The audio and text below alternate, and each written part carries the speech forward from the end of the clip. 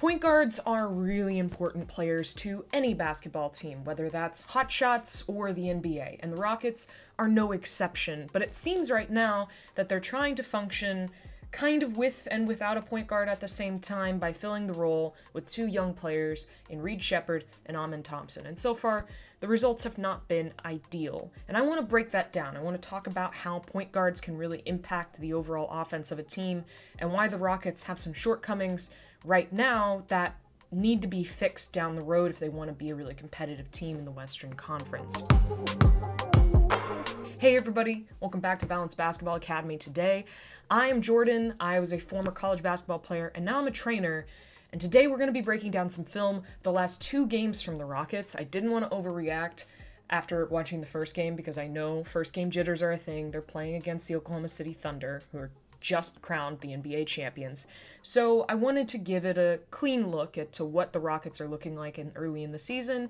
I got a lot of notes right here. I'm excited to get into it. Let's break down the Rockets and their point guard problems right here. So first we're going to take a look at the Oklahoma City Thunder game. I think that this game is a far worse representation of the Rockets as a team overall than their last game against the Pistons, but it does show that they are already having point guard problems really early because they're having about 5 different people bring the ball up over the course of one quarter, and the results are not great. Right here, Şengün is the one who's bringing the ball up and tries to get a dribble move going and dribbles it off of Chet's foot. Chet's got big feet, that's fine. But you can notice, though, that, again, Şengün is not used to being point guard. That will be clear in more clips. He dribbles it off, it goes off in the other direction, it ends up nearly being a turnover. The thing is that you're going to notice that there are going to be several players that are put in situations in which they are forced to be point guard or forced to bring the ball up, and they are not used to ball pressure. So they make little mistakes like this, and it nearly turns into a turnover. It doesn't. Şengün gets away with the foul, but it's just, I'm going to build a little bit of a picture here, so that's just one.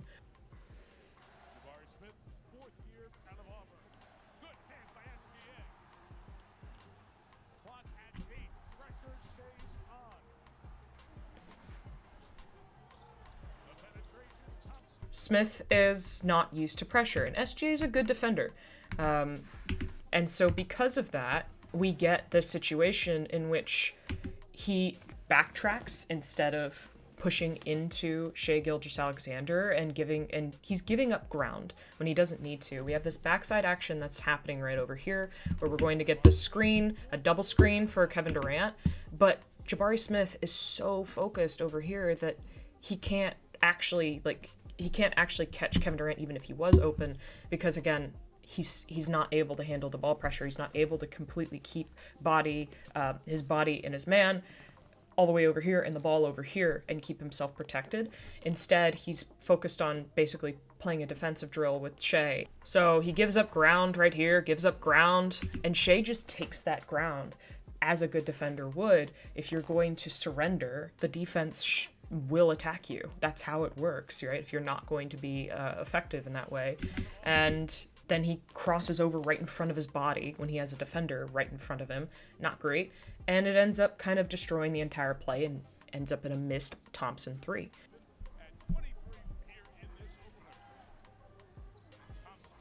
This is later in the first quarter.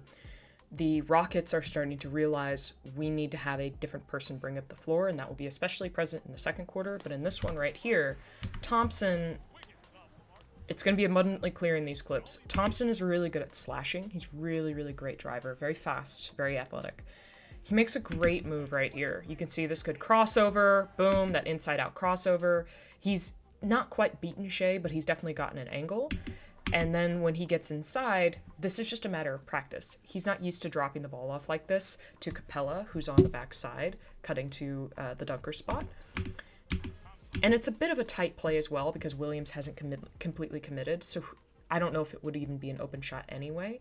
But when you're moving so fast like that, that seems like a really good play in the moment, when in reality, like, probably there wasn't a lot there. But another point is I'm not going to try and do the pause, you should have done this in this split second thing, because I think that that's not really fair.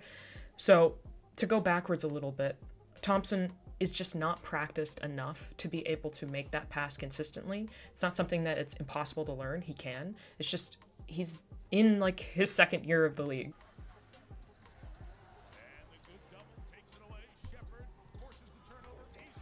Yeah. Okay, another point guard that we're going to be looking at. So the 2 point guards that are going to emerge over the course of these games are going to be Amen Thompson and Reed Sheppard. And both of them have different strengths and certainly different weaknesses. And Reed is somebody who I think can be good. As of right now, though, looking at these clips, you're going to see a lot of issues. And one of these issues is poor timing. This particular fast break is not very well timed. He plays really good defense. He digs right here and gets a nice steal. Great stuff. Reed's very, very aggressive defensively, and that gets him a lot of goodwill, frankly, from coaches because he cares about playing defense, and he's, for being undersized, he's got to scrap. So he scraps, gets a good steal right here. So we have a 2-on-1 situation right here, right? You can see that Reed and Tari Eason, I believe, are roughly even with each other, which is not a bad thing, but as of right now, neither has an advantage as far as foot speed to get to the basket. Like, both of them are on an even playing field, and Shea is just a little bit ahead. He makes this pass immediately, right? There is no advantage here. The problem is, and we talk about this all the time, when you are in a fast break situation, you are go until somebody stops you. Reed just decides, oh, this is the heads up play, I'm just going to make this pass right now. But what he needs to do is he needs to get Shea to commit to him defensively and then make that pass off to Eason. But he doesn't do that. He makes that pass off to somebody who's even with him on the court. And because of this, Eason ends up with... And then Reed just slows down. He doesn't keep cutting to the basket so we can have a, give and go. It's just, he just throws it to Eason. It's just like, you do it, bro. And he ends up shooting this contested layup against 3 different people and getting blocked.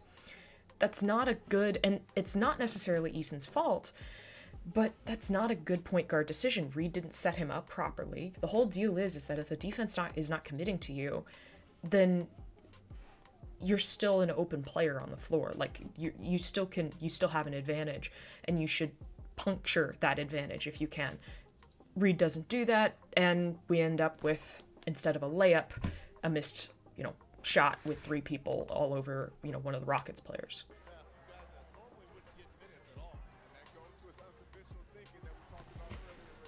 I also want to highlight some of the good things that they do, right? Amen Thompson is not an awful point guard by any stretch of the imagination. He can play basketball well when he slows down. That's the big thing. Sometimes he just goes so fast he doesn't think. With this play, there's a good pace and rhythm he has, and he makes a really excellent read. Let's take a look. So Eason sets the screen right here, right? Thompson comes off of it nice and slow. He knows that he has drop coverage with Chet, but he also has Caruso pulling in from that strong side, or that'd be weak side at that point. It's going to become strong side soon, right? And Sengun has his hands up ready for that 3. All good, okay? He drives in, he gets a couple of defenders to commit to him, so he actually has a couple of options. He could pass out to Sengun. He doesn't. That wouldn't be a bad play. That would be the very straightforward thing to do. He keeps penetrating because he's betting that Caruso's going to stunt and then trying to recover, which is what a good defender would do. So he stays patient and realizes, oh, my roll man's defender's on me. So he basically hits a skip pass behind him. Really, really heads up play. And we get this nice shot right here. That's a really excellent basketball play where he was patient, and because of that, because he called Caruso's bluff a little bit and didn't immediately just whip it out to Sengun because that looks like the open play, he let the play develop and ends up with a really beautiful shot. That's a good play from Amen Thompson. So Sheppard gets the fast break right here. He actually runs a good break, finds the open man cutting down the middle. Yes, Adams misses the shot, but this is a nice fast break. It's well run. Because Sheppard decides to slow down, look up the floor. Part of the reason why he's able to do this is because he's not immediately pressured. Reed Sheppard has a little bit of difficulty dealing with pressure at this point in his career. He notices that he's got a guy cutting down the middle in Adams right here, boom. And he just makes that heads up play. That's a really well run fast break where he lets the play come to him. Yes, it's a missed shot, that's fine, but I can acknowledge a good pass when it's there. Shepard and Thompson, again, are capable, but they have to slow down. Let's take a look at some other examples that are a little less ideal. So there's a couple of mistakes that have happened because of this. Both Reed, Shepard, and Thompson make an error here, but I'm going to actually place most of the blame on Shepard, because when you are trying to run your plays for the first time, this is game one, right? They're running their plays for the first time. They're going through their double screen action. And you see that Shepard is, trying to remain patient, looking for his passes here.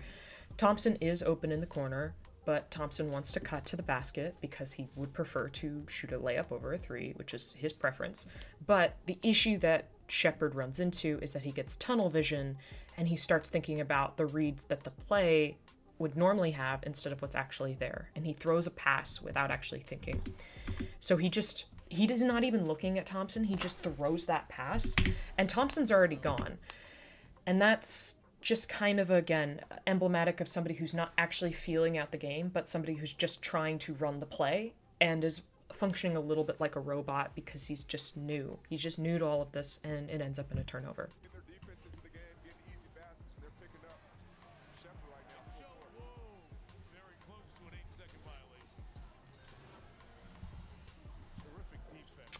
So this is a common mistake. And so Shepard is dealing with some pressure right here, right? Right off the get-go. He's got a defender that's already attacking him, steps before half court. And he's not anticipating that, and he dribbles himself off into the sideline. Not great. You kind of want to go towards the middle to free yourself up a little bit. He's struggling, finally beats him along the sideline, and you think, okay, he's going to slow down. That's ideally what would happen. A more experienced point guard would deal with that little bit of panic, get over the half-court line, and be fine, right? But what he does is he just thinks, oh, well, I'm going to attack now. And he gets tunnel vision, right? He goes one-on-one, he doesn't run the play, and he just ends up shooting this turnaround fadeaway thing over a defender who's bigger than him and clearly is in his head, and he misses the shot. He's not running the play, he's not trying to, actually find any offense or get it to any of the other players on the floor. It's just blinders on. And that's a really common mistake, and that's what Reed's doing right now because he's not quite used to this level of intensity this early on and this level of pressure. For the sake of time, there was several points in the OKC game in which Şengün brought it up, in which Durant brought it up, in which Jabari Smith Jr. brought it up, and then Thompson and Reed would bring it up as well. And they kind of played this round robin until they got about halfway through the game, and then they ended up finally just defaulting to either Shepard or Thompson. Starting the Pistons game, their starting point guard is Thompson. Thompson starts running this play, gets that nice pass for the horn setup to Şengün, and then he just kind of stands, which is not ideal because Şengün can't really do anything. Now he's being shadow guarded by two different people.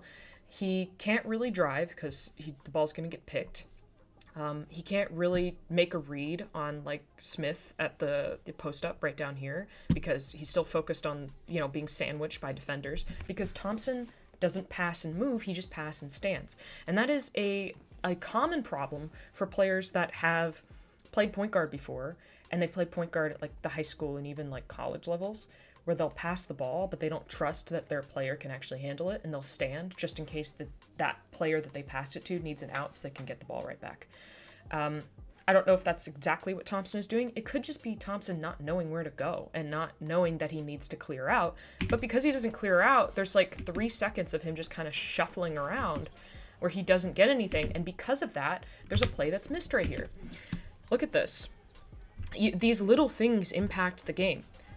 Boom, right here. Smith is working his butt off, getting position. Şengün's looking. It's not quite there. What needs to happen, Thompson needs to clear out, stop being a distraction. The ball needs to go to Durant, and then it needs to go right into Smith. And that's what Smith's trying to say, pointing to Kevin Durant. Pass to Durant so we can get a 1-2 and in, because then I'll have the angle. I'm not sealed to get the ball from you, but I'm sealed to get the ball from Kevin Durant. And because of this, Şengün gets distracted, the play just disappears, and that post-up opportunity just kind of goes all to waste, all because one player decided not to move and just kind of shuffles off. It's a heads-up thing, and it's just one of those domino effects.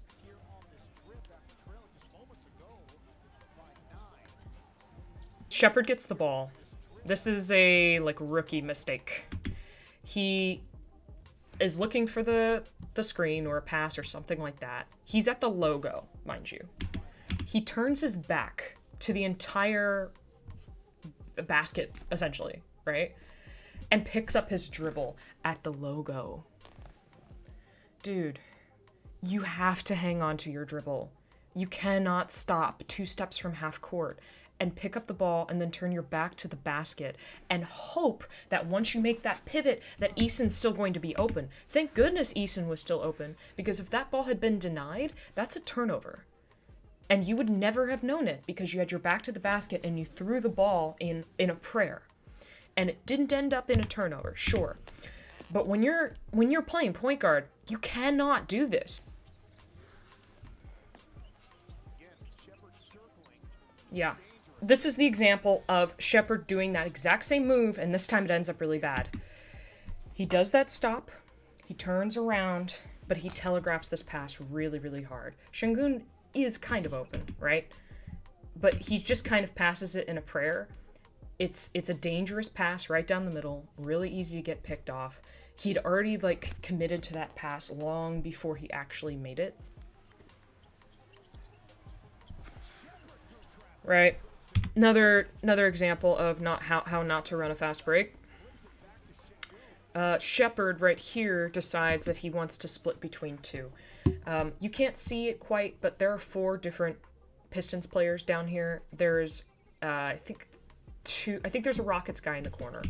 I cannot see him, but I'm pretty sure that Shepard only has 1 real option to pass to, and he decides to push the fast break on a 4-on-3.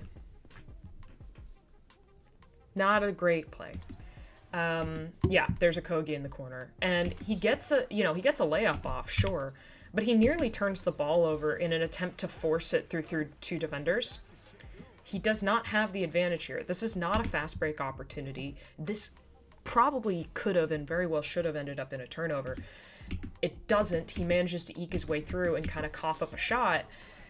But if you're again, a point guard, I know fast break points are very alluring, but at this point in time, you don't have numbers, and you don't really have, a lot of viable options. The best thing you can do is draw a defender and then kick it out and see if you can hit an open 3, but this is not, like, that was the best case scenario for all, like, what could have happened, assuming that he didn't just turn the ball over, which, essentially, he's out of the play. This turns into a semi-fast break for the Pistons now, and a dunk, because again, Shepard was forcing the pace when it wasn't there.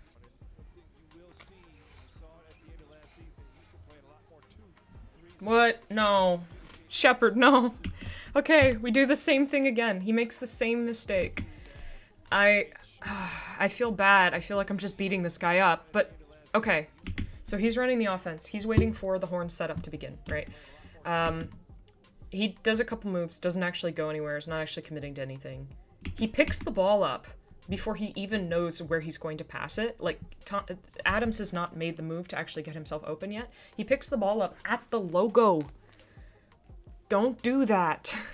Don't do that, because you know what would happen? If Adams hadn't been open and that ball had been denied, again, which could have very well happened, that's a turnover. Asar Thompson is going to pick that ball away, or at least pressure Shepard, and he's stuck at half court. He's stuck in one of the worst places he can be in. He can't go backwards. He can't really pivot much. He picks the ball up at the logo instead of holding onto his dribble until he intends to pass it. Instead of knowing, this is the play, I'm supposed to pass it here, and picking the ball up like a robot and making the pass. Don't do that. Don't do that. It doesn't end up in a turnover. I know. Like I said, though, the result does not always mean that the action was good, okay? You can have bad stuff like this happen, and the play doesn't end up bad, but because of this, Adams has to come out so far because Reed doesn't actually back down his defender or actually get him in a position that's good. And now you have Steven Adams catching the ball, trying to run action, off balance, 2 steps away from the 3-point line. And he's able to kind of regain that space again, but, like, man, that's not a great way to start your play. is to have Adams stuck all the way out there where he has to be the one who makes up all that space.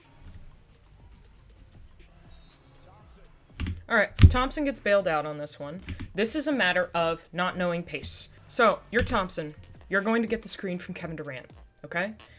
Your job should be to push your defender into that screen, meaning that you need to back that defender down to the level of the screen and then go past that screen so you can get a proper pick and roll. Or pick and pop in Kevin Durant's situation where he can shoot threes off that pass, right? Doesn't wait for the screen.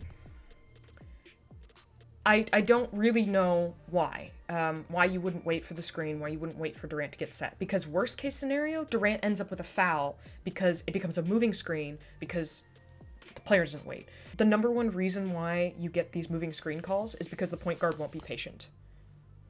That doesn't happen here, right? There ends up being a reach and foul, great, or a blocking foul, but that screen was useless, right? All Thompson did was just drive. He didn't utilize the pick and roll. He didn't utilize any of it. And he put Kevin Durant in a position where he could have ended up with a foul. All because he doesn't just slow down.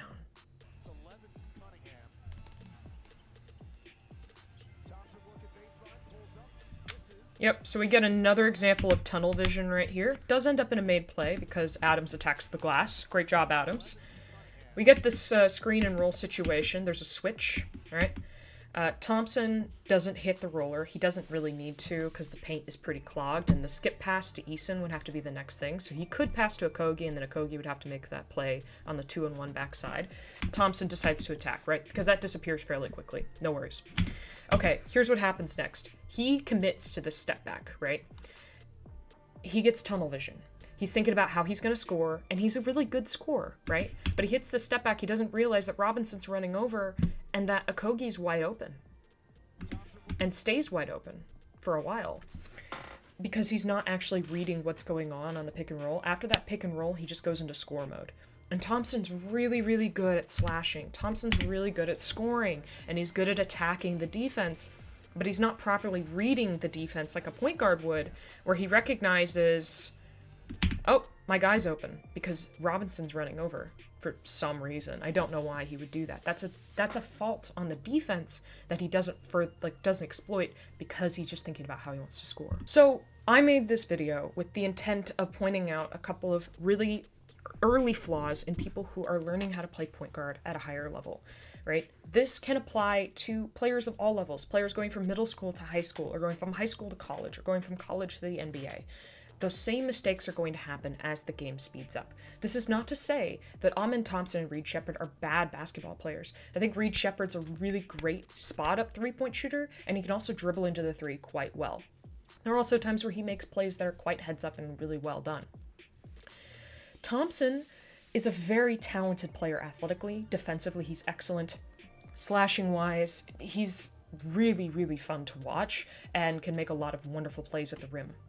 The problem is that neither of these players are quite adjusted to being a playmaker at the NBA level.